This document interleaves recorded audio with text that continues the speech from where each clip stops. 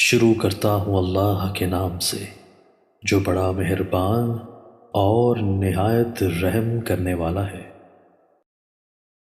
حضرت ابن مسعود رضی اللہ تعالیٰ عنہ سے روایت ہے کہ رسول اللہ صلی اللہ علیہ وآلہ وسلم ایک چٹائی پر سو گئے۔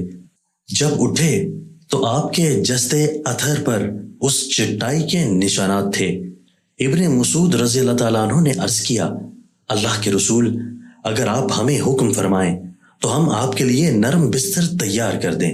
آپ صلی اللہ علیہ وآلہ وسلم نے فرمایا، میرا دنیا سے کیا سروکار، میں اور دنیا تو ایسے ہیں جیسے کوئی سوار کسی درخت کے نیچے سایہ حاصل کرنے کے لیے رکتا ہے اور پھر کوچ کر جاتا ہے اور اسے وہیں چھوڑ جاتا ہے۔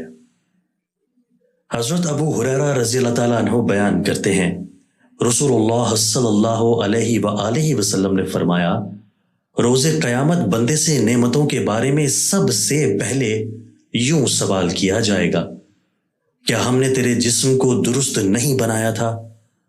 اور کیا ہم نے تجھے ٹھنڈے پانی سے سیراب نہیں کیا تھا؟ دوستو، اللہ تعالی ہمیں ان احادیث مبارکہ پر عمل کرنے اور اپنی زندگیوں کو سنوارنے کی توفیق عطا فرمائے۔